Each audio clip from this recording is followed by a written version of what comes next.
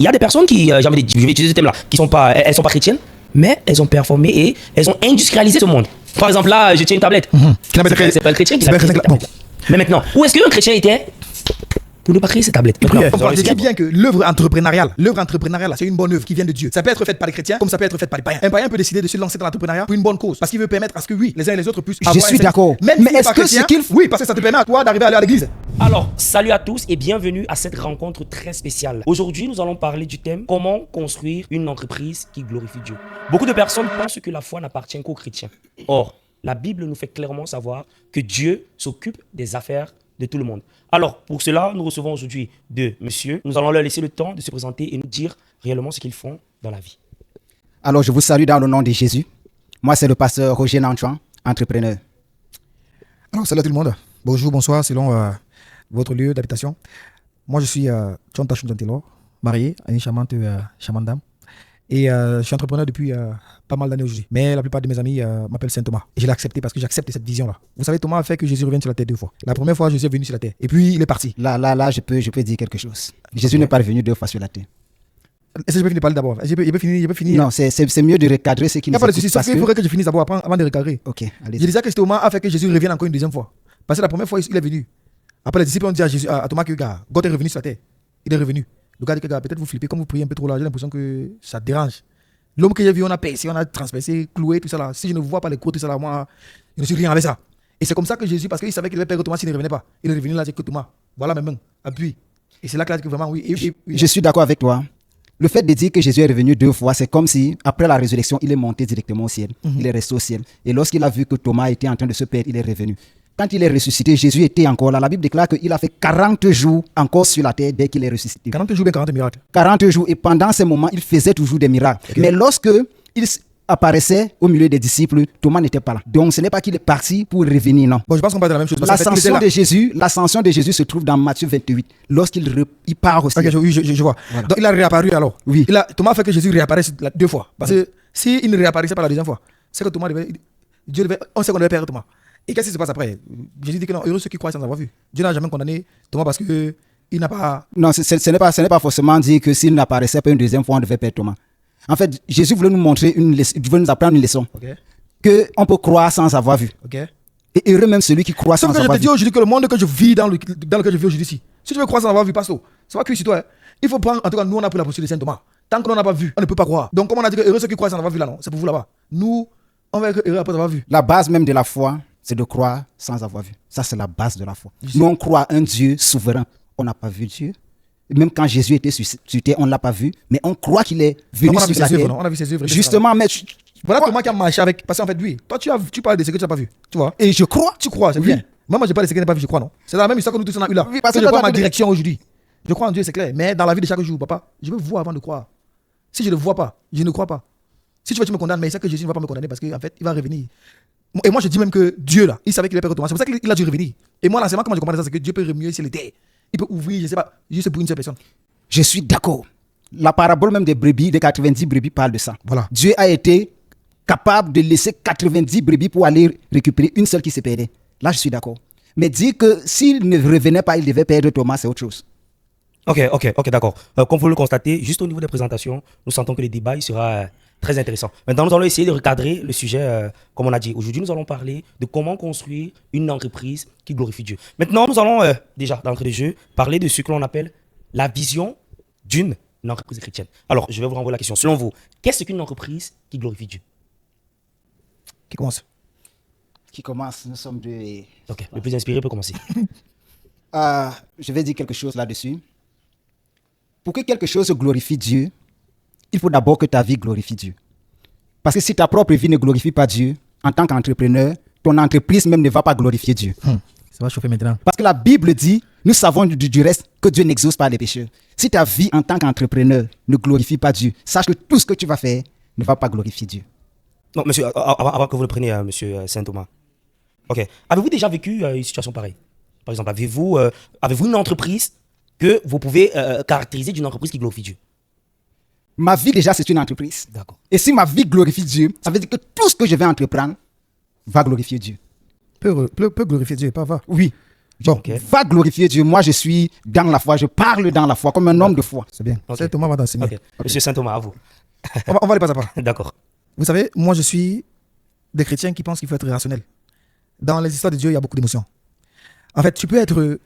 Bon, avant de revenir même à ce que le pasteur vient de dire, en fait. Tu peux être quelqu'un qui n'est pas chrétien, mais tu crées une entreprise qui glorifie Dieu. D'entrée de jeu. Pourquoi? Parce que quand vous regardez, par exemple, l'œuvre entrepreneuriale que Paul a eu à exercer, tu vois, c'était une posture positive. Sauf qu'il était on va dire il était sur la mauvaise direction. Quelle était cette œuvre, s'il te plaît? Est-ce que tu Il a peux persécuté dire? les chrétiens, pensant bien faire. Et qu'est-ce que Dieu a fait? Dieu a dit à Paul, en fait, non. La posture que tu as actuellement, ce n'est pas bonne. Et Tu ce vois? qu'il faisait, est-ce que c'était bien? Non, il faudrait que tu comprennes un truc. Bon, je vais essayer de recentrer de façon fondamentale. Il y a beaucoup d'entreprises aujourd'hui dont les propriétaires ne sont pas chrétiens, mais ça aide non seulement les humains de façon générale, mais ça aide énormément les chrétiens. Oui, ça aide, mais est-ce que ça Oui, glorifie? puisque quand j'utilise WhatsApp pour faire des prières, par exemple, pour faire des groupes de prières, des groupes de évangéliser ceci, et pour évangéliser, pour créer des structures, pour regrouper les gens, pour mobiliser des riches. Quand tu vois aujourd'hui, on parvient à faire des croisades. Ils font des croisades où ils sont. Bon, j'ai jamais fait une croisade. Hein. Quand tu vois, ils parviennent à faire des croisades, il y a des millions de personnes. Ils ont utilisé quel canal de communication? C'est les chrétiens qui ont conçu ça. Mais ce sont des atouts qui ont été utilisés par des chrétiens pour pouvoir glorifier Dieu. Maintenant, si tu me demandes, est-ce que ça glorifie Dieu? Je te dirais oui. Je te dirais oui parce que c'est un canal par lequel Dieu justement a permis à ce que les chrétiens puissent constituer une bénédiction de ça. Et moi, je veux qu'on comprenne quelque chose. Revenons à la question. Nous sommes enfants de Dieu à la base.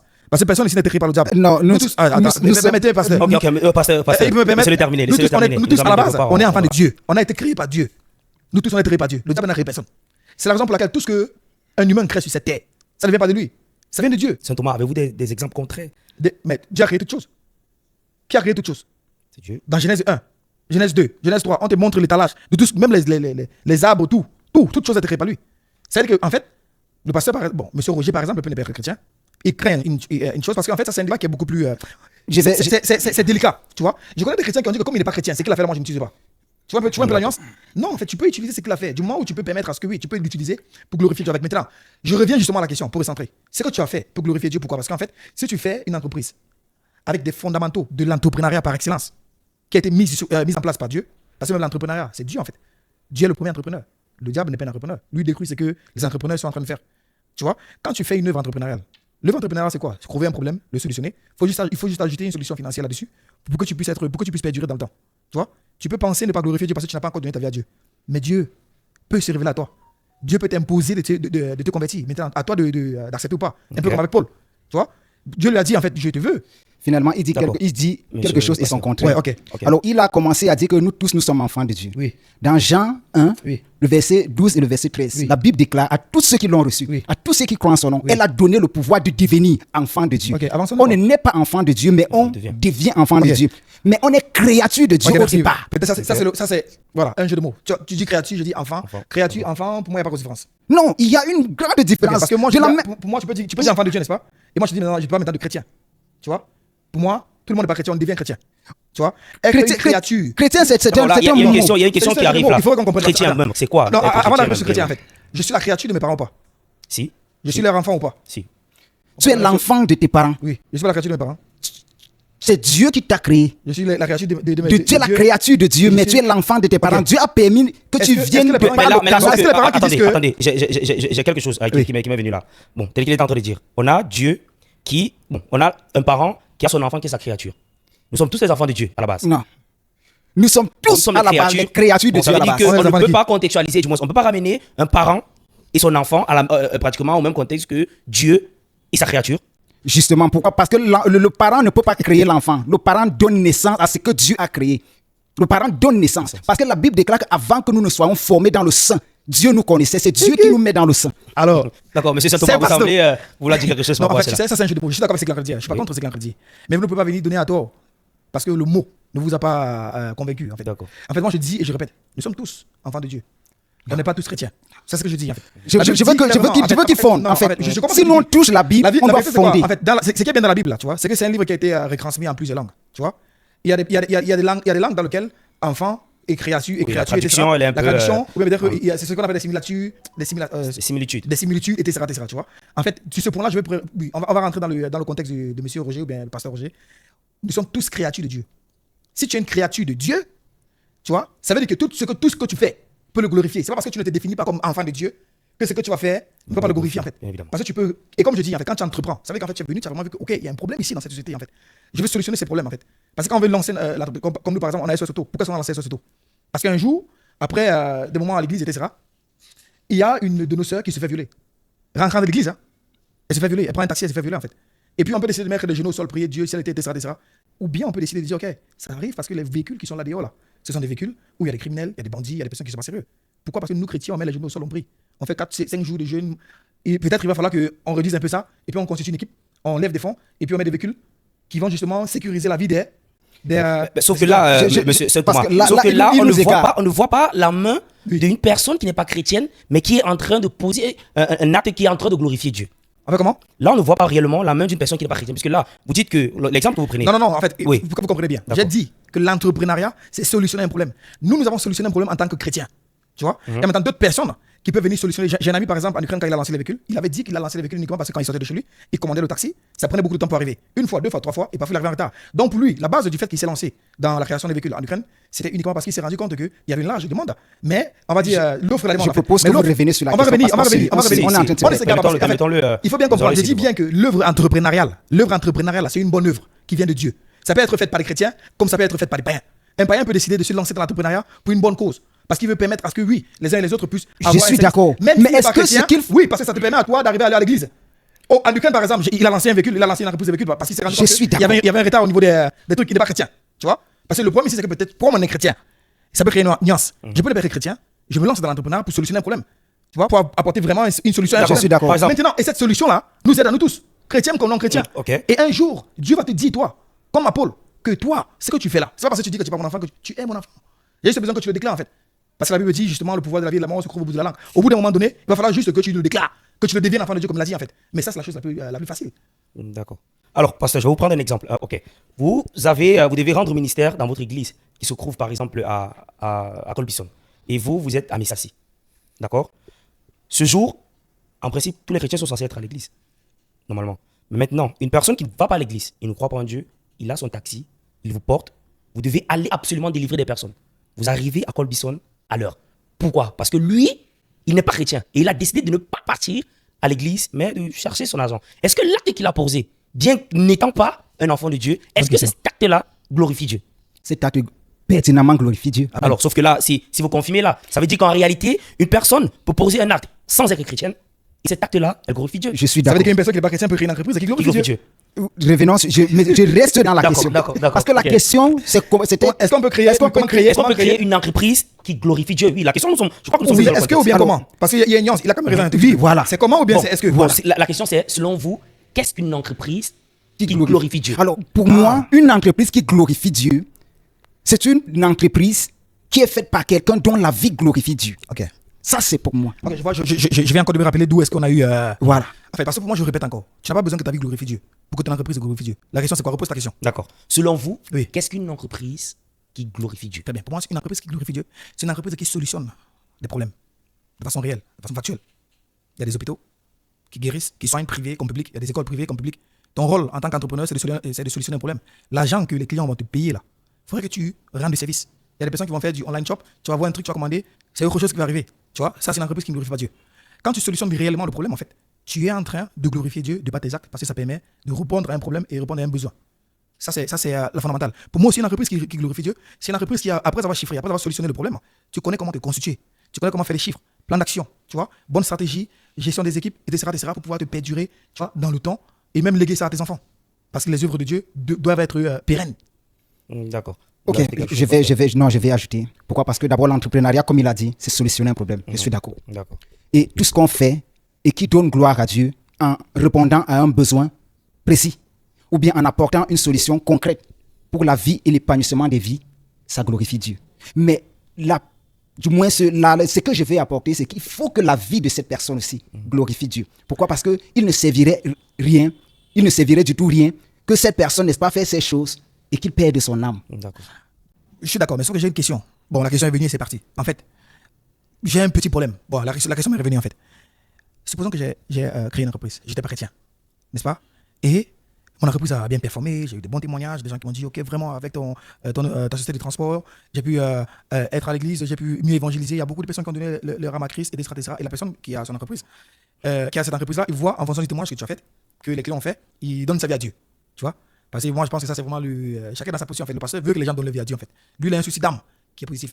Maintenant, l'entrepreneur, là, qui donne sa vie à Dieu peut-être un an après avoir lancé son entreprise, à cause des œuvres positives de son entreprise, là. À quel moment est-ce que l'entreprise commence à glorifier Dieu? C'est le jour où il a donné sa vie à Dieu ou depuis qu'il n'avait pas été chrétien. Hein, en fait, pour moi, c'était un peu comme le deuxième volet. Au-delà de ce que l'entrepreneuriat ou bien ton entreprise vient solutionner les problèmes, il faudrait aussi que ta vie. Ok. Et si on n'a pas, ici on a un cas de figure où ça ne va pas de pair. Par exemple, il y a une personne qui parvient à solutionner des problèmes. C'est une entreprise qui glorifie Dieu. Ok. Merci. Tant que ça solutionne le problème, c'est une entreprise qui glorifie Dieu. Mais maintenant, c'est très pertinent justement de faire, de prendre cette place que le pasteur vient de nous donner en fait. Oui, en fin de compte, ça sera un gâchis d'avoir une entreprise qui solutionne le temps des problèmes, tu vois, qui aide vraiment les gens à s'améliorer, etc. Et puis toi, ta vie à toi, tu vois, parce que ton entreprise peut glorifier Dieu, mais toi tu ne glorifies pas Dieu. Hein. Justement. Parce que ton entreprise et toi, c'est deux choses, c'est deux personnes. Il y a la personne morale qui est l'entreprise, et la personne physique qui est toi, tu vois. Ton entreprise peut glorifier Dieu. Toi, tu peux ne pas glorifier Dieu. Et toi, tu vas en enfer. Et c'est d'où la Bible déclare que c'est vrai-il à un homme de gagner le monde entier, de solutionner les problèmes, si lui-même. Lui, tu as perdu son âme. Mais je ne pensais pas que moi et le patient devaient être en face. Bon. Ok, on venait. D'accord. Ok. Ensuite, nous allons directement continuer puisque nous avons trouvé un point de chute. D'accord. Maintenant, la question qui va suivre, c'est est-ce qu'une entreprise chrétienne peut se limiter uniquement à faire des profits? Par exemple, j'ai mon entreprise. Ok, je vais essayer de. J'ai mon entreprise, je suis chrétien, j'ai mon entreprise, et je me rends compte que les actes que je pose au quotidien ne me permettent pas de chiffrer. Par exemple, les mamans qui vendent les arachides.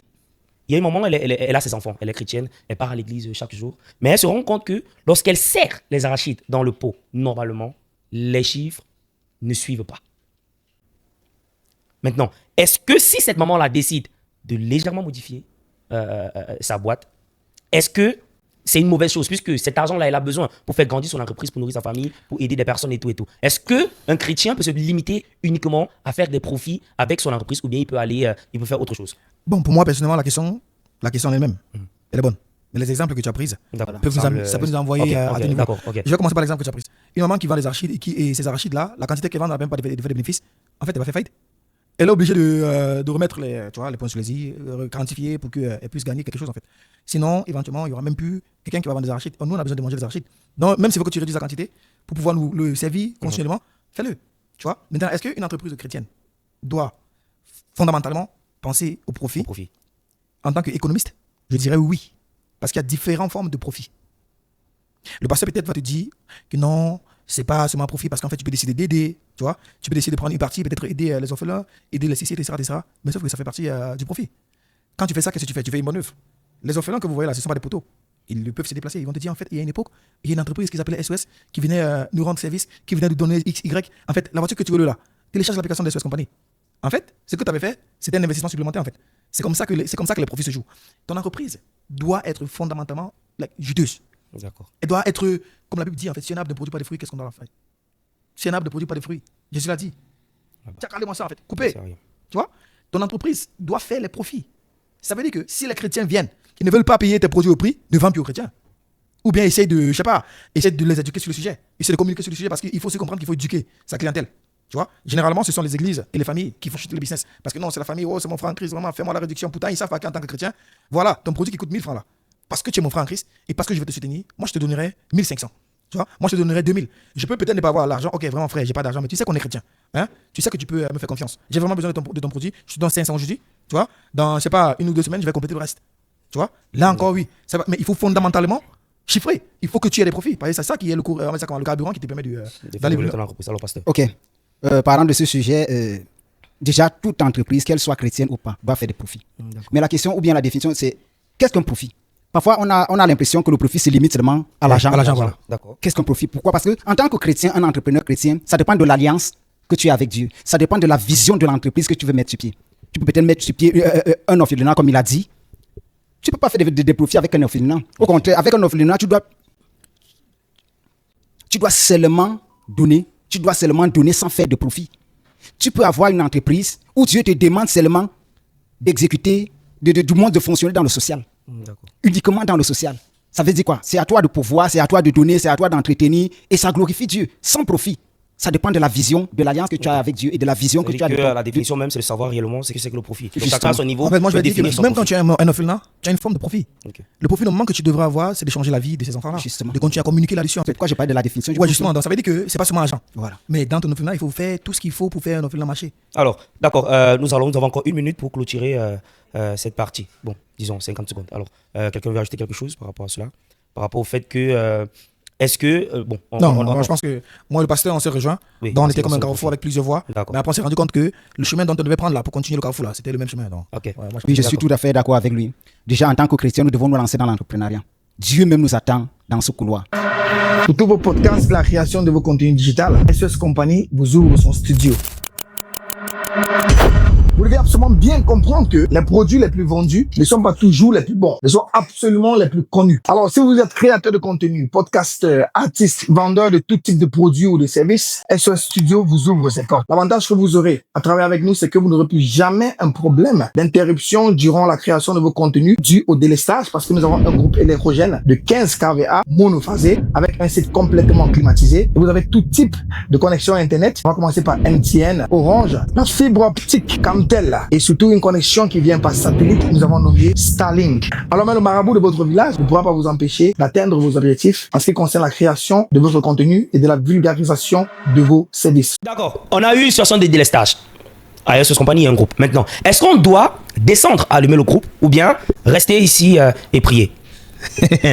Hyper important. Si on suit les principes du pasteur Roger, il faudrait compris, c'est ça, non?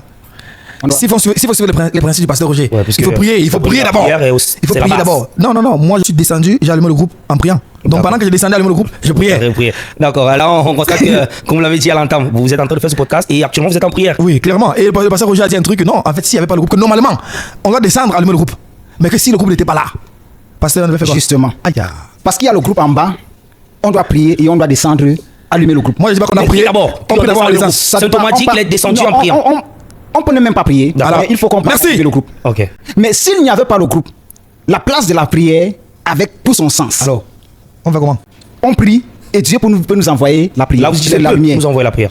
Pourquoi peut nous envoyer la prière? Parce que c'est Dieu Peut qui nous a envoyer la lumière, c'est la Dieu lumière, qui je l'ai dit, merci. Voilà, c'est Dieu qui exauce la prière. C'est Dieu qui exauce. Bien compris, c'est Dieu qui exauce. D'accord. On ne s'exauce parce que ce soit Non, pas soi. mais parce que vous avez dit un truc là que vous activez quoi? Les anges de quoi?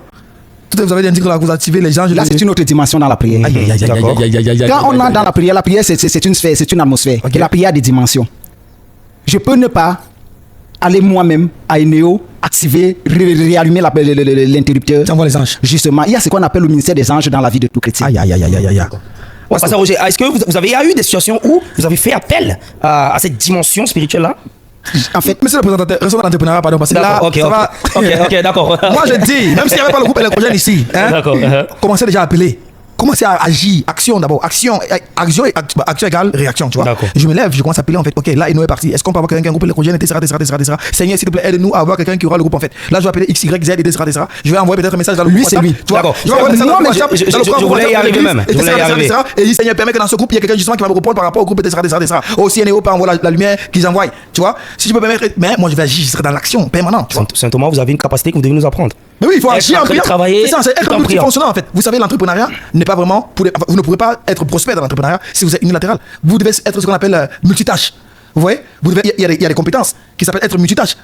On vous dit en fait, on veut quelqu'un qui est multitâche, qui peut faire X, Y, Z, etc. En fait, ça c'est le vrai chrétien. Vous devez tirer les deux pieds. je peux ne pas suivre son cheminement. Il n'y a pas de souci, papa. D'accord. Au cas où il n'y avait pas de groupe, Ok. je peux ne pas suivre. Parce que je crois au Dieu qui exauce la Aïe, prière. pourquoi tu t'as donné un groupe WhatsApp dans lequel tu es là? Il y a plusieurs personnes là-dedans. Je peux ne pas appeler ces personnes-là. Pourquoi Mais tu donnes ça, pasteur? C'est parce qu'en fait, au lieu d'envoyer les. Attends, au lieu d'appeler les. Avant d'appeler les anges qui sont là-bas en haut là, utilise d'abord les atouts que Dieu t'a donné à côté de toi en fait. C'est une forme de prière. Et c'est ça que beaucoup de personnes n'ont pas compris. Parce qu'avant d'appeler l'ange qui est là-bas en haut là-bas. D'accord. Tiens un groupe WhatsApp là, hein. Ah, ok. Tiens, Le pasteur Roger dit, L'ange il n'est a pas dit en quelque haut. chose. là-bas. Jésus-Christ présentement est avec nous. Aïe, il est là. La Bible dit, L'ange maintenant, je serai avec vous tous les jours jusqu'à la fin du monde. Pourquoi? Comment est-ce qu'il est avec nous? Jésus est présent. Comment? Jésus est présent. Moi je te dis comment est-ce qu'il est présent avec nous. Il est présent avec nous, tu vois, en toi qui est là, en lui qui est là, et en cette chaise qui est là, où on s'assoit, Ok. à cette caméra À la direction des néos et tout. à la direction des gens qui nous a coupé la lumière, D'accord. pour que Dieu nous montre que normalement il fallait qu'on allume le groupe depuis. Je pense je pense qu'à ce niveau, on ne va pas se Non, on comprendre. va se comprendre, parce que là où tu dis Pourquoi? que tu es avec nous là, Parce que il est où alors? il y a tout un ministère qui se passe. Non, laissons rester dans la c'est mieux. Voilà. Actuellement, D'accord. si, Ok. nous ne sommes, ce n'est pas seulement l'auditoire que vous voyez. Ah, il y a encore quoi? Le monde a deux dimensions. Il y a la dimension physique et la dimension spirituelle. tu sais. Et si Thomas. tu fonctionnes dans ce monde sans comprendre qu'est-ce que ces deux dimensions existent, et la dimension même la plus abordable, la plus touchable, la plus concrète même, c'est la dimension spirituelle. Non, attends, attends. D'accord, ok, on va caler là le pasteur. Permettez, monsieur. ça c'est le tsunami là, ça c'est une bombe atomique qui vient d'envoyer Ok. là, tu vois. Tu peux vivre dans cette terre, tu vois, sans même faire allusion au côté spirituel, et bien t'associer, et y aller. Je m'explique, permets-moi passer, vraiment. Parce que là c'est un tsunami que vous êtes en train d'envoyer. Vous envoyez les gens chercher les choses qui ne sont peut-être même pas bonnes pour eux. Si Dieu veut que tu aies une dimension spirituelle, tu l'auras parce qu'il voudrait que tu sois là-bas. Si Dieu ne veut pas que tu sois là-bas, tu n'y seras pas. Et le problème, c'est justement que les chrétiens ont perdu cette essence-là de faire bon usage, ou bien d'apprécier les petites œuvres, les petites bonnes œuvres qu'ils ont chaque jour. Le fait que je parle avec vous aujourd'hui, pour moi, c'est un miracle. Le fait que je peux lever ma main comme ça, je baisse, c'est un miracle. Il y a des gens qui vont négliger ça, mais ils vont vouloir autre chose que ça en fait. Ça, c'est déjà un miracle. Jésus est avec nous parce que, je répète, on a coupé le groupe, la lumière, il y avait déjà un groupe électrogène. On est d'accord? Ce groupe électrogène-là, on l'a allumé en priant. Après, on est dans un cas de figure où il n'y a pas de groupe électrogène. La coupure de la lumière, c'est un signal que Jésus te dit en fait que de moment tu dois avoir un groupe électrogène chez toi. C'est pas pour dire que tu vas sur le gouvernement pour dire que ne coupe trop et etc. Non, on a un problème, cherchons des solutions. On revient à l'entrepreneuriat, tu vois. Jésus avec toi, ça veut dire que tu as un groupe dans lequel il y a plusieurs personnes. Nous tous aujourd'hui, on a des groupes où il y a beaucoup de personnes. Donc j'ai une situation là tout de suite, je crie dans le groupe. Tu vois, ça c'est aussi une forme de prière et c'est la forme la plus puissante qui existe en fonction des atouts que tu as de chaque jour. Maintenant, si tu veux laisser les atouts que Dieu a mis à ta disposition, pour dire chercher, hein, parce que quand tu dis qu'on a Jésus avec nous, parce qu'il y a des choses qu'on ne voit pas, mais que toi tu vois, je reviens encore à ma position de Saint Thomas. Moi je veux voir avant de croire. L'homme est à trois dimensions. Ok. 3 dimensions. À trois dimensions. L'entreprise en combien de dimensions? Il y a l'état esprit, il y a l'homme esprit, il y a l'âme, il y a le corps. Le corps, s'il ne sert à rien, c'est juste pour se mouvoir dans le monde physique. Non, ça sert à rien comment? Le corps, le corps, Non. c'est la tente en fait. C'est notre habitation. Le corps, c'est à quelque chose. Quand tu t'habilles, tu sers, tu es content, tu parfumes, tu es bon, tu manges, tu... Attendez, c'est Thomas, laissez-le aller au fond. Non, attendez-vous partez le matin, vous voulez le matin, on ne partez pas au toilette pour chier, vous allez voir quoi le corps. Le corps, c'est ça quelque chose. Je suis en train de C'est Thomas, permettez-le. Le corps, c'est ça quelque chose. C'est ça. À un moment donné, vous savez le corps, Je n'ai pas Non, il n'a pas terminé. Il n'a pas terminé. Laissez-le aller au fond de sa pensée. tu sais comment faire les enfants, non? Tu sais comment faire les enfants. Je pense que c'est pas ça les dents là. Je n'ai pas Le corps, Dieu nous a donné ce que l'esprit et l'âme va me donner. Dieu nous a donné cette tente pour Attendez, voir dans le monde matériel. Le corps, Dieu nous a donné cette tente, Attends, cette maison physique pour nous mouvoir Ok. dans le monde physique. Oui. Mais le vrai nous est spirituel. Aïe. Le vrai nous. Le vrai Chinjan Taylor, lui, il est spirituel. C'est pourquoi l'esprit ne meurt pas. C'est pourquoi Jésus pouvait dire à la croix. Je suis né esprit, bien je suis né corps. D'accord. Mais tu es un esprit qui vit dans un corps. Je vais prendre. Est-ce qu'il y a une possibilité, par exemple, si par exemple aujourd'hui vous étiez souffrant, ça veut dire que vous serez couché chez vous, Content. votre corps il devait être chez vous, mais votre esprit devait être en train de se balader. Très bonne question, C'est ça. présentateur. Ah, dis donc. Si vous étiez, je veux reformuler. Oui, puisque là vous êtes en train de dire que le corps, en fait, les trois dimensions, le corps est juste comme une maison. Oui, D'accord. il doit aller une maison. Ok. Ça veut dire que si par exemple aujourd'hui vous étiez souffrant Oui. et que vous êtes chez vous, vous serez couché, mais votre esprit lui, il devait être en train de se balader. En fait, la question qu'il est en train de poser, c'est quoi? Quand tu es malade là, ton esprit est où? Dans ton corps ou hors de ton corps? Ou ça se passe comment? Il est bien, il est content aussi. L'esprit est dans le corps. Ok. Le corps, c'est la tente, c'est la maison. Ça veut dire quoi? C'est que quand tu C'est es malade. cette maison qui transporte le vrai nous. Quand tu Qui est le plus important dans ce cas? Le plus important, c'est l'esprit. Ok, donc quand tu es malade de l'esprit, il est en santé ou il est aussi malade? Si tu es malade physiquement, Tu peux être c'est en le santé. corps qui, spirituellement, tu peux être en santé. Ok, si tu es malade Parce aussi. que celui que Jésus a guéri, c'était l'homme esprit. L'homme esprit n'a pas de maladie, il n'est pas influencé par une maladie. Celui qui est né de Dieu, qui est esprit, Bon, il n'est vous pas influencé. allez me permettre, pasteur, je vais pas aller, je vais pas aller un peu plus C'est le loin, corps pasteur. aussi qui est sujet. D'accord. Ça veut dire qu'une personne qui est Non, en mais parfaite c'est- harmonie avec Dieu ne tombe pas malade. Sa tente doit être toujours bien graissée. Non, en son état. esprit, selon le pasteur, c'est Non, son sauf que- esprit. puisque Mais son corps peut tomber malade. C'est ça, Le pasteur? corps peut être attaqué, peut être affecté par une maladie. Ok, mais mais l'esprit n'est pas. Ok. D'accord. L'esprit lui-même, il n'est pas. Moi, je suis d'accord avec vous. Hein. Ah, Mais c'est je suis- bien non, comme non, vous non, le mais je ne suis pas revenu. Parce que vous avez dit ici que le corps ne sert à rien. Non, je n'ai pas dit que le corps ne sert à rien. C'est Non, pouvoir. j'ai dit- Peut-être le thème utilisé. Non, le thème j'ai dit Ça utilisé. sert à rien. Le rien là, il faut aller ça. Parce que là, le corps, ça sert à quelque chose. J'ai dit, le corps nous aide à nous mouvoir dans la dimension physique, c'est tout. C'est pourquoi quand quelqu'un meurt et que l'esprit s'en va, il ne peut plus fonctionner sur la terre. Ça veut dire que, pasteur, vous allez me permettre, puisque vous parlez de deux dimensions, ça veut dire que là, actuellement, le corps, lui, il est censé être au-dessus de tout. Puisque nous sommes dans la dimension physique. Vous devez c'est- attendre c'est- que lorsque vous perdez la vie, Votre c'est là esprit, que votre esprit... maintenant, lui tu travailles où ça prend doit travailler? Je prends une question. Hein. D'accord. Je prends une question. Quand vous partez peut-être dormir, vous voyez vous dormir. Oui. Oui. Parfois, vous faites des rêves. Oui. Votre corps est là. Oui. Mais vous voyez peut-être dans un endroit ou bien en train de peut-être négocier un contrat ou bien en train de et tout. Hey, Ça se lever. Pasteur, où vous amenez, c'est pas tous les rêves que moi j'ai rêvé qui sont réalisés. Parce qu'en fin de compte, oui, mon esprit soit envie encore de ramasser l'argent, je me réveille que c'est là. Non, c'est. Dans tous les cas, on a immobilisation. Parce que si on va arriver Deuxième là. aspect. Non, mais si on va Le corps arriver là, pasteur, s'immobilise, si on va arriver là, ça veut dire que. En fait, je suis en train de. En fait, pour ne pas se perdre. Oui. Pour ne pas se perdre. On reste dans l'optique où il y avait des laissages. Parce qu'on est en train de perdre les téléspectateurs. D'accord. On ne se comprend pas. Ok. On ne se comprend vraiment pas. Oui. Lui, il a pris le cheminement. Si il est parti directement allumer le groupe. Moi, c'est ce que je devais faire. Il a anticipé. Moi, c'est ce que je devais faire. Mais maintenant, au cas où il n'y avait pas le groupe, Toi, tu vas t'asseoir ici, activer les anges. je peux ne pas appeler X ou Y de nous donner le groupe. Alors. Je peux ne pas appeler même D'accord. Néo pour nous envoyer la lumière. Mais je me dis parce que je connais le pouvoir de la prière. Alors. Et je connais le Dieu qui exauce la prière. Ok, d'accord. Je peux prier la prière. Bon, écoutez, téléspectateurs, Ok. ma caméra est où? Ok, téléspectateurs, chers téléspectateurs, hein, je vous prie d'être réaliste, d'être terre à terre. Vous voyez, pour parler comme le passé par là, il faut atteindre un niveau. Hein. Justement. Peut-être il a fait peut-être 40 jours de jeûne, peut-être il a fait des choses comme ça. Mais n'entrez pas dans des choses comme ça. Agissez en priant. Descendez, vous allumez votre groupe en priant. Mettez les choses là. En fait, vous avez des groupes WhatsApp, des groupes Telegram, des groupes Facebook, etc., etc. Vous pouvez lancer un statut en fait. Et vous activez en fait tous les canaux que vous avez à votre disposition. Maintenant, si tous les moyens physiques, Chanel, terre à terre que Dieu vous a donné ne fonctionnent pas, vous pouvez vous permettre, ou bien vous devez même activer les anges là, hein. L'esprit là. Finalement, il me rejoint. Non, je ne vous rejoins pas parce que vous avez dit que vous n'activez pas les canaux que Dieu vous a donné. Non, je n'ai pas dit ça. Non, vous avez que vous partez Finalement, directement on se activer comprend l'ange parce que vous connaissez Attendez, le pouvoir de la prière. On va essayer de Non, centrer le débat. Oui, Ok. centrer le débat. J'ai bien dit, je répète, j'ai bien dit, on a eu des lestages. D'accord. Nous, on a un groupe. Il a anticipé, il est passé, allumer le groupe. En La lumière. Moi, de même, prier avant de partir allumer le groupe. C'est ce que tu as dit. moi, je n'ai pas prié avant d'aller allumer Il le n'a pas groupe. prié, il a dit que, puisqu'il y a le groupe, là, il y a une condition déjà. Oui. Il allait descendre, aller allumer le groupe. S'il n'y avait pas de groupe, c'est là que, pour lui, il allait décider d'activer la Il active la dimension spirituelle. C'est ce que je suis en train de dire. Moi, je dis, avant d'activer ta dimension spirituelle là, comme il n'y a pas de groupe, tu utilises d'abord tous les canaux que tu as là, terre à terre.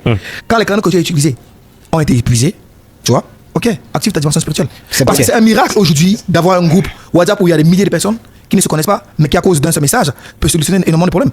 Récemment en France, il y a, je sais pas, il y a un enfant qui s'est perdu. On a activé, tu vois, canaux WhatsApp, machin, Internet, etc. On a retrouvé. D'accord. Pourquoi? Parce qu'en fait, justement, là, bon, tu voulais activer là. Quelqu'un d'autre va dire que non, en fait, moi, j'ai pas besoin de ça. Je vais activer la dimension spirituelle parce que je connais le pouvoir de la prière. Tu vois? Ok.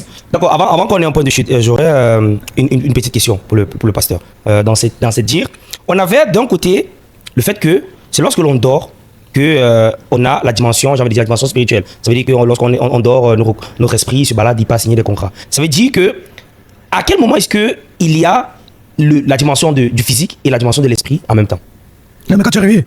Que tu sois réveillé, quand tu es réveillé, il y a les deux dimensions fonctionnent. D'accord. En fait, ça dépend de ton niveau spirituel. Ok. Là, on va retenir le niveau Nous pouvons, spirituel. En fait, moi, ça dépend de ton niveau spirituel.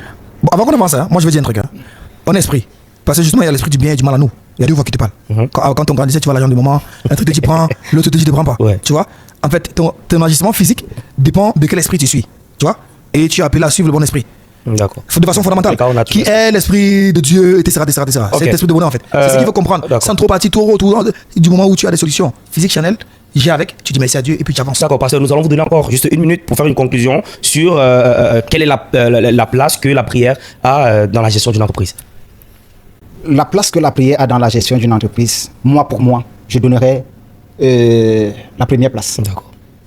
La première place avant les stratégies, avant les conseils des mentors, avant les formations, les formations professionnelles, avant les longues études que nous avons eues sur l'entreprise, dans le domaine. Tu peux avoir fait ces choses, avoir des mentors, des renoms, tu peux avoir fait des grandes études sur l'entrepreneuriat, dans le domaine même que tu excelles, mais tu échoues. La prière vient te donner de faire ce qu'il faut, comme il faut, comme Dieu aurait fait. Parce que quand tu entres dans l'atmosphère de la prière, Dieu te révèle en fait ce que tu dois faire au moment que tu dois faire pour avoir des résultats incroyables. D'accord, merci pasteur. Alors, Saint Thomas, vous Non, avant de passer, bon, c'est qui- pour chuter, Saint Thomas, pour chuter. C'est que le pasteur avait dit, c'est Oui. beau à entendre, mais ce n'est pas réaliste. Combien de personnes prient? Hein, monsieur, on a fait un podcast hier où vous avez encore posé la question. Hein, pourquoi est-ce qu'il y a beaucoup de chrétiens qui prient, qui font X, et ça ne marche pas? Peut-être parce qu'ils mettent la prière après, ou peut-être qu'ils l'ont mis avant, mais il y a beaucoup de personnes qui mettent la prière avant, ils prient, et ça ne marche pas. Il faut être réaliste. Comment prier est hyper déterminant. Jacques dit, vous priez et vous ne le recevez pas parce que vous priez mal. Okay. Mais il faut savoir, c'est que les prières que ces personnes font, est-ce qu'ils font dans la droiture, dans la volonté de Dieu? Est-ce qu'ils prient selon... Je pense qu'on va faire un podcast à le pasteur. Okay, il va nous dire comment prier. D'accord, mais néanmoins, pour aujourd'hui, ce que l'on retient, c'est que on donne 90% au travail et 10% à la prière, que l'on donne 10% au travail et 90% à la prière. La prière occupera toujours une position assez stratégique dans la gestion efficace d'une entreprise. Bien évidemment, parce que justement on a besoin. Ok, d'accord. Là, nous avons reçu une question d'une internaute qui nous suit actuellement, d'accord. Et sa question est de savoir pourquoi est-ce que il y a des personnes qui ne prient pas. Bon, c'est vrai que vous allez dire que ça dépend de ce que l'on met au niveau de la prière. Mais en tant que chrétien, il y a des personnes qui, je vais utiliser ce thème-là, qui sont pas, elles sont pas chrétiennes, mais elles ont performé et elles ont industrialisé ce monde. Par exemple, là, je tiens une tablette. C'est pas un chrétien qui l'a créé, cette tablette-là. Mais maintenant, où est-ce qu'un chrétien était pour ne pas créer cette tablette? Qu'est-ce que vous pouvez dire dans ce sens, pasteur? Là, c'est la grâce de Dieu. C'est la grâce de Dieu. Pourquoi? Parce que Dieu peut choisir X ou Y pour accomplir ses desseins sur la terre. Parce que nous sommes tous ses enfants. C'est lui qui nous a créé. Créature, pas enfant. Bon. Je suis l'enfant de ma mère. Il va falloir que l'on organise on organise Dieu peut choisir X ou Y pour accomplir son agenda sur la terre. Dieu peut passer par un mondain, par quelqu'un qui ne le connaît même pas, qui vit une vie qui ne le plaît pas, pour réaliser cette tablette. Vous parlez seulement de la tablette, mais voyez celui qui a créé le caterpillar, c'est un enfant de Dieu. Vous parlez seulement déjà, il y a des créations que les enfants de Dieu ont fait sur la terre. Donc, tu peux ne pas prier, tu peux ne pas être dans le Seigneur, mais Dieu t'utilise pour apporter quelque chose de significatif sur la terre. Ok. D'accord, pasteur, j'ai une autre question. Pourquoi est-ce que les chrétiens, ils iront toujours prendre ce qui a marché chez ces personnes non chrétiennes qui ont créé ces choses? Par exemple, tout à l'heure, vous avez dit que c'est la grâce de Dieu. Est-ce que si cette même personne qui a créé cette tablette avait commis un acte qui était peut-être contre la création de cette tablette, est-ce que dans ce cas, on pouvait considérer cet acte-là comme la grâce de Dieu? Je ne comprends pas. C'est-à-dire, la grâce de Dieu, est-ce qu'elle ne voulu que sur des personnes qui sont non chrétiennes lorsqu'elles posent des actes qui sont positifs, qui sont des actes positifs? Et lorsqu'elles posent des actes par exemple, on va voir Elon Musk, il a créé beaucoup de choses. Là, c'est la grâce de Dieu, ces choses-là. Mais maintenant, je ne connais absolument pas sa vie. Mais est-ce que si il avait posé des actes, bon, est-ce qu'au-delà de ce qu'il a posé comme acte, qui est la grâce de Dieu, et il a peut-être posé d'autres choses, par exemple, il a fait la tablette et il a fait par exemple une bombe qui va servir à exploser d'autres pays. Est-ce que là-bas aussi, c'est la grâce de Dieu? La Bible déclare que Dieu fait pleuvoir sur les bons comme sur les mauvais. D'accord. Alors, toutefois que tu crées quelque chose et que ça contribue au bien-être de l'humanité, là c'est la grâce de Dieu et c'est l'inspiration de Dieu. Mais toutefois que tu vas créer quelque chose pour la destruction du bien-être de l'humanité, là c'est tu es animé par un autre esprit. D'accord. Il venait de dire tout à l'heure là que il y a soit le bien, il y a soit le mal. Okay. Et dans Deutéronome, Dieu dit, j'ai mis devant toi le bien et le mal. Voilà. Mais Dieu dit, je te suggère, je te propose de choisir le bien. Alors, ces personnes-là, quand ils font quelque chose pour le bien de l'humanité, là, c'est l'inspiration divine. L'esprit du bien. Oui. Mais quand c'est pour la destruction, Dieu ne peut pas t'inspirer pour que tu fasses quelque chose. Bon, alors, la tablette que tu as en main là, toi tu le prends pour faire un podcast, par exemple. Il y a des personnes qui prennent ça pour voir des films pour adultes, des activités criminelles, comment assassiner les gens, etc. Comment devenir un grand criminel, etc. J'avais suivi, on va dire, l'interview d'un criminel français qui disait qu'en fait, quand tu veux devenir un criminel, tu ne regardes pas les films Disney. Tu regardes les films qui parlent de braquage, etc. Il s'est inspiré de ça pour pouvoir gérer. C'est pour ça qu'on dit que tout est grâce. Ça dépend de ce que tu en fais. Tu vois, c'est pas véritablement de ce que tu en fais. Parce que les éléments qui ont constitué la bombe atomique là, normalement les éléments qui ont constitué la bombe atomique peuvent aussi constituer quelque chose de positif. En fait, vous avez décidé d'en faire quelque chose de négatif. Maintenant, pour revenir à ce qu'on est en train de dire, parce que justement, le sujet de la Bible, de prière, de Dieu, gloire, etc., chaque mot peut faire tout un débat. Il faut toujours se recentrer. Quand on parle d'entrepreneuriat, quand on parle de réussite dans ton activité, tu dois comprendre que c'est l'action ici qui parle. Si tu veux mettre la prière devant comme un chevalier, je sais pas quoi, ça sera très difficile pour toi. C'est la raison pour laquelle il y a beaucoup de chrétiens qui prient, mais ça ne fonctionne pas, parce que ce n'est pas l'ingrédient qui constitue la réussite entrepreneuriale. L'ingrédient qui va réussir peut-être constituer ta réussite en tant qu'enfant de Dieu, tu vois, en tant que ton combat, etc. Parce que justement, on a plusieurs esprits, on a plusieurs démons, paresse, etc. On a beaucoup de choses là qui nous gangrènent. Et même dans Marc, je pense Marc 9, il y a Jésus qui dit à certains disciples que vous n'arrivez pas à chasser ce type de démons-ci parce que vous ne priez pas. Tu vois, il y a la prière qui est justement un élément pour résoudre un certain type de problème. Mais quand on parle d'entrepreneuriat, comme ce qui vient de se passer là, Nous sommes en train de gérer un podcast actuellement-ci qui, justement, a pour but d'être rémunérateur de revenus, tu vois, dans les jours, les années ou bien les mois à venir, qui va permettre justement, qui va être une plateforme qui va donner de la visibilité à beaucoup de personnes qui sont en train d'entreprendre là, qui en ont besoin, parce que justement, on est en train d'aller dans ce sens-là. On coupe la lumière là maintenant, tu commences à prier, mon ami, tu n'as rien compris. Vas-y, tu peux allumer ce groupe électrogène en priant. Dans ton entreprise, si tu n'as pas de groupe électrogène, le podcast que nous avons fait aujourd'hui, c'est pas pour te demander de prier. Dieu s'est joint à nous au travers de ce podcast pour te dire que si tu n'as pas de groupe électrogène, mon ami, va acheter un groupe électrogène. Okay. N'est plus, va acheter. Va acheter directement en fait. Parce que en fait, ça sera déterminant pour ton entreprise. Il y a des choses qui demandent la prière. Il y a des choses qui ne demandent pas la prière. C'est factuel.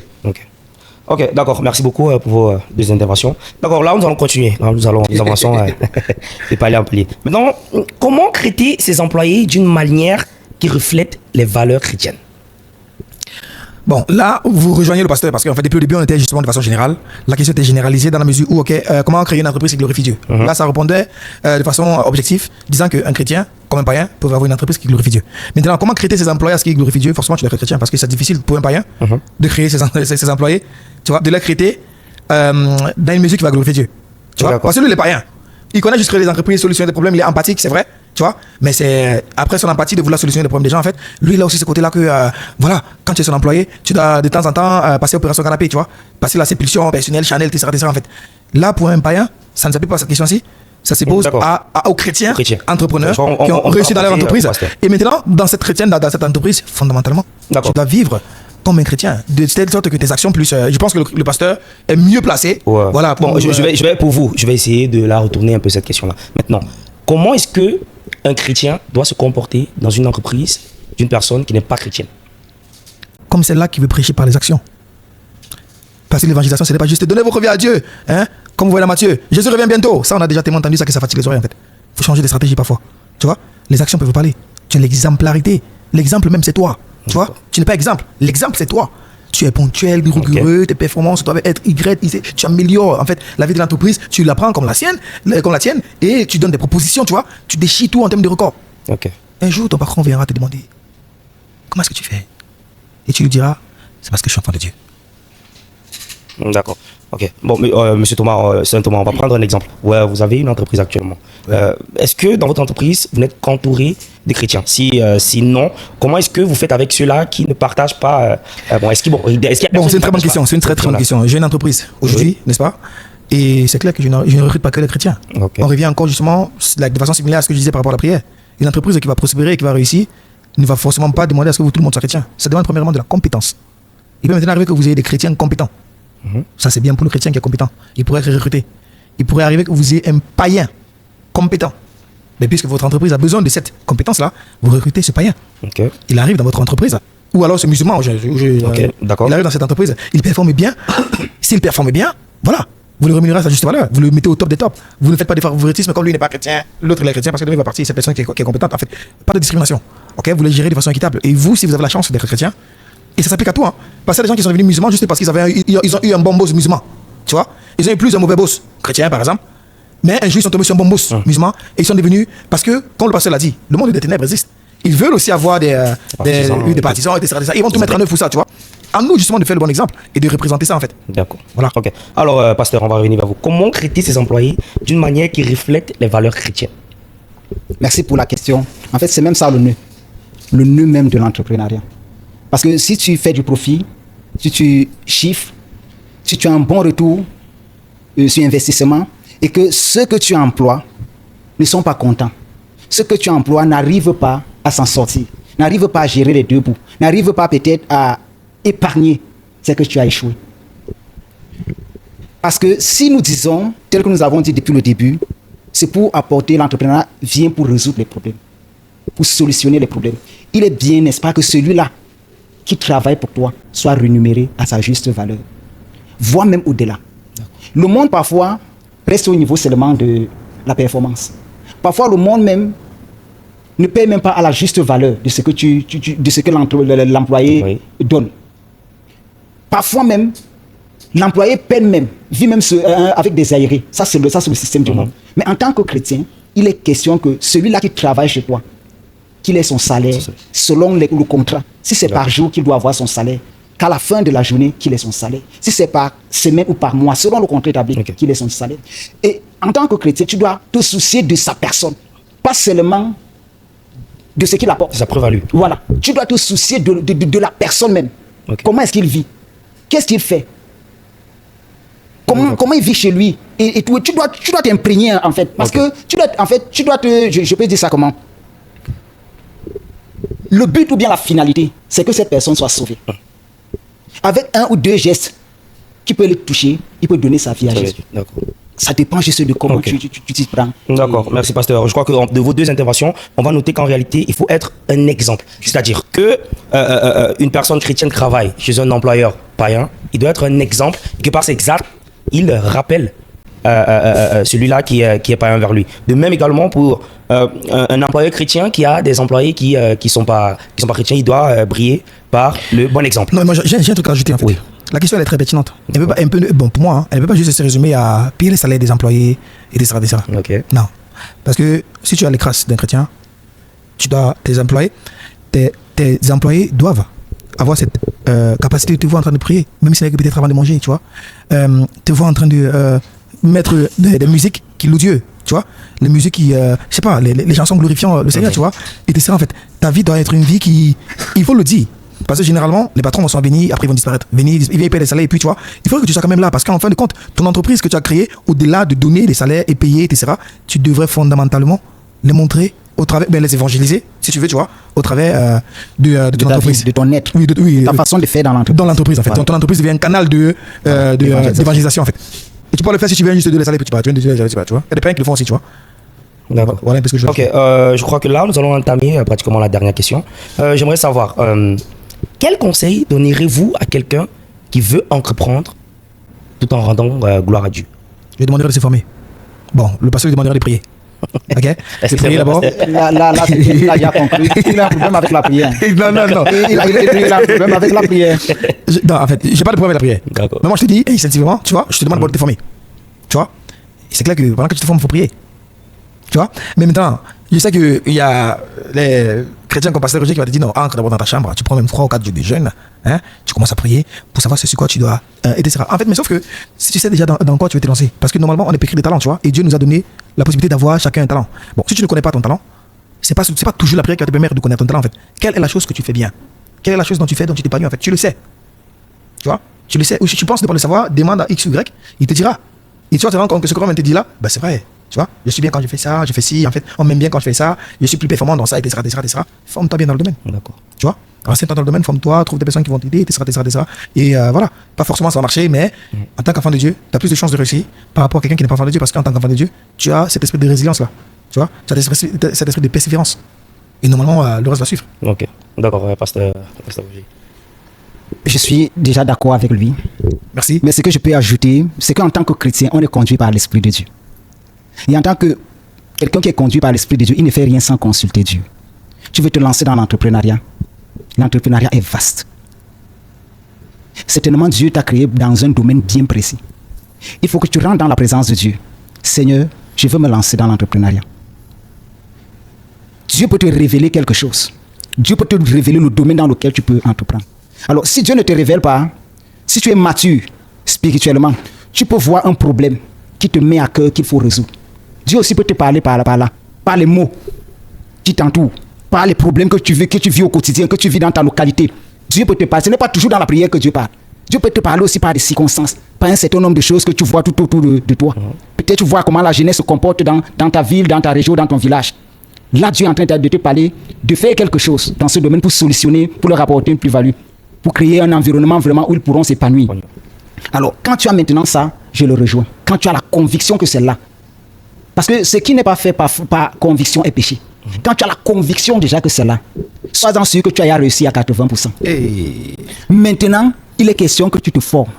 D'accord. Et dans la formation, tu peux te diriger vers des personnes qui ont déjà de l'avance dans le domaine, qui ont déjà de l'expérience. La formation est variée. Il y a des livres, il y a des mentors, il faut que tu te formes. Et après la formation, tu te lances. Saint Thomas, quelque chose à ajouter? Là, vous avez... bon, il a dit quand tu es convaincu, tu as déjà réussi à 80%. Bon, peut-être c'est spirituellement vrai, mais c'est statistiquement faux. Parce que quand vous lancez une entreprise, vous connaissez en fait, au bout de 3 ans, 50% échouent, 95% échouent au bout de 5 ans. Et ça, C'est pourquoi on parle de la foi. donc, est-ce que ça veut dire Nous, que quand ces on personnes- lance, nous, on croit que nous, on sait déjà qu'on doit réussir parce qu'on a un Ah, tonton Roger, on va pas finir. Hein. D'accord. C'est la vérité, c'est que non, on dit quoi? Dieu. Nous, on fonctionne dans le couloir de la foi. Aïe, aïe, aïe. quand je lance un programme, quand je lance un projet, au préalable, j'ai écouté Dieu. Bon, les personnes qui ont lancé, qui ont échoué là, tu penses que quand ils lançaient, ils n'avaient pas la conviction et la foi qu'ils vont réussir? Moi, je crois que c'est au pasteur de nous donner. Les personnes qui ont échoué dans les entreprises là, tu penses vraiment que quand ils se sont lancés, ils n'avaient pas la conviction et la foi qu'ils devaient Je réussir? pense que tu as soulevé un problème. Je ne pense, ce n'était pas peut-être à ce podcast ou bien peut-être à un ancien podcast où tu as dit il y a des personnes qui s'engagent quand ils rencontrent un défi ou une difficulté. Ils s'arrêtent. Ce n'est pas pour dire qu'ils avaient échoué. Dieu lui-même, quand il créait son entreprise, les cieux et la terre, il a rencontré un défi. La Bible déclare que le deuxième jour, la terre était informe et vide. Il y avait les ténèbres. Si Dieu s'arrêtait, il ne devait pas continuer. Mais Dieu avait un plan d'action et connaissait le temps réparti. Justement, c'est parce que tu as. Pour quelqu'un qui est entrepreneur. Non, moi je te parle des gens qui ont échoué. Ils ont fait faillite. Leur entreprise a échoué complètement. Ouais, je crois que Est-ce qu'ils n'avaient pas la conviction? Même, En fait, il faut surtout se marteler. Non, en fait, la chose la plus importante dans tout ça, c'est pas ta conviction, hein. C'est ta formation. Après que tu t'es formé et que tu es conscient que quand tu lances une activité, ça peut prendre de 3 ans, 5 ans, et c'est à partir de 5 ans C'est que tu dans la deviens formation mature. qu'on te dit ça. Mais oui, Justement, mais quand tu as derrière la conviction et quand tu lances la formation, tu vas voir tous les aléas du projet. C'est dans la formation qu'on va te dire que C'est pour ça qu'à sache que la première année, ça peut être comme ça. La deuxième année, ça peut être. Ok. Sache que tu peux avoir peut-être même le résultat à partir de la 5e année. c'est pour ça qu'à conviction, pour toi, on a 90 à 80% de réussite déjà. Non. La réussite est d'abord spirituelle. Ok. Je pense qu'on va pas finir le débat. Il faudrait qu'on batte à. Hein? Ça va partir en phase 2, phase 3, oui. phase 4. Mais quand même, ce que l'on peut retenir de vos propos, c'est que ça va quand même de pair. Bon, c'est vrai, quelle que soit la position que ça va prendre, il y a la prière et il y a Le travail. le travail, disons Il ça. y a aussi cette conviction, justement. Tu dois croire en ce que tu es en train de faire. Voilà. Ça, c'est vrai. Je suis d'accord. Mais je peux pas mettre 1%. Moi, je peux pas vous mettre un pourcentage dessus. Pourcentage. À 80%. D'accord. Je ne peux pas Parce que lancer demain, dans un projet quand que vous je allez ne vous crois lancer, pas, que je n'ai aucune maintenant, conviction. quand vous allez vous lancer, vous allez échouer. Hein? D'accord. Vous allez dire que non, Saint Thomas avait dit qu'à 80%, j'avais réussi. Mais pourquoi est-ce que ça va marcher en fait? Forcément, parce qu'il y a tellement d'éléments, il faut être hyper attentif. Il faut être prêt à ce que ça échoue. Tu vois? N'abandonne pas. N'abandonne juste pas en fait. Relance-toi encore et encore jusqu'à ce que ça marche en fait. Parce qu'être convaincu que ça marche à 80%, bah, parce que quand on est convaincu à 80% ça marche, et quand arrive, bam, le machine ne réagit pas comme il faut, et qu'on subit des pertes énormes. Tu vois? Généralement, qu'est-ce qu'on veut faire? On va abandonner, on veut lâcher, on veut fuir. Parce qu'en fait, on avait la conviction que ça allait marcher. Pourtant, cette conviction que ça va marcher veut dire aussi que ça va échouer. Tu vas prendre une voiture, tu vas vouloir faire la location, ça va faire un accident. Tu vois? Et cet accident, il faut pas que tu dois abandonner en fait. C'est le processus par lequel tu dois passer. Pas une fois, pas deux fois, pas trois fois en fait. Quelle est ta capacité de résilience et ta capacité de rebondir et de relever en fait? À chaque fois que tu. Mais à chaque fois que tu ça veut dire que plus tu es conscient que en rebondissant, en t'exerçant, malgré ces échecs-là, ça veut dire que tu as quand même la conviction que Sauf que ça doit. vous vous formez où? Qui vous forme? Tu vois, parce que tu peux aussi te former, je ne sais quoi, et ça, après ta formation, tu te lances et puis boum. C'est pour ça que c'est une grâce qu'ils aient ce type de podcast-ci, où on vous dit les choses vraiment telles qu'elles sont. Vous voyez? Parce qu'une fois de plus, la conviction que tu as à 81%, machin, etc., tu as subi des montagnes russes. Like ça descend, remonter, et descendre. Et c'est cette capacité, justement. Je le rejoins dans la mesure où, ok, si tu prends vraiment tous ces éléments-ci, n'est-ce pas? Et tu les mets à l'exaide, forcément, tu vas réussir. Forcément, tu vas réussir. Tu vois? Mais tu vas traverser des challenges. Je te dis que tu n'aurais jamais imaginé, en fait. Et c'est ça que beaucoup de personnes ont comme problème. Parce qu'ils entendent des discours comme quoi, ok, quand tu as la conviction, t'es ça, à 80%, t'es déjà allé. Ils disent, voilà, j'ai fait un podcast de chrétiens, je suis chrétien comme eux, je vais prier en agissant. Après, bam, tu vois, t'es surpris, tu vois. Il y a une bonne petite claque là que l'entrepreneur te donne. Et puis t'es surpris que, mais en fait, ces gars-là, ils étaient rigolos. Donc, c'est la raison pour laquelle il est important de marteler et de mettre aussi ça, tu vois, dans le coffre. Et comme j'ai dit, en fin de compte, nous sommes dans une intersection, donc c'est un carrefour, il y a plusieurs voies. Oui. Mais si vous regardez très bien, moi et le pasteur, pour finir, on prend plusieurs, tu vois, voies pour arriver au carrefour. Bien évidemment. Après, on suit le même chemin pour continuer, en fait. Oui. Donc, c'est comme ça que moi je pourrais D'accord. conclure. Alors merci. Nous retenons qu'une entreprise qui glorifie Dieu n'est pas seulement une entreprise qui fait des profits, mais c'est une entreprise qui fonctionne avec une intégrité assez ferme et la foi et l'impact dans la vie des autres. Alors c'était le podcast Penser différemment. Aujourd'hui, nous avons sur notre plateau le pasteur Roger Nanchuan et le jeune entrepreneur PDG des entreprises SOS Compagnie. Alors, nous vous remercions de toujours nous écouter et nous invitons massivement à partager et à vous abonner pour ne rien rater, pour que vous aussi, comme ces personnes-là, vous puissiez penser différemment. Pour tous vos podcasts, la création de vos contenus digitales, SOS Compagnie vous ouvre son studio. Vous devez absolument bien comprendre que les produits les plus vendus ne sont pas toujours les plus bons, ne sont absolument les plus connus. Alors, si vous êtes créateur de contenu, podcasteur, artiste, vendeur de tout type de produits ou de services, SOS Studio vous ouvre ses portes. L'avantage que vous aurez à travailler avec nous, c'est que vous n'aurez plus jamais un problème d'interruption durant la création de vos contenus dû au délestage, parce que nous avons un groupe électrogène de 15 kVA monophasé avec un site complètement climatisé. Et vous avez tout type de connexion Internet. On va commencer par MTN, Orange, la fibre optique Camtel et surtout une connexion qui vient par satellite. Nous avons nommé Starlink. Alors même le marabout de votre village ne pourra pas vous empêcher d'atteindre vos objectifs en ce qui concerne la création de votre contenu et de la vulgarisation de vos services.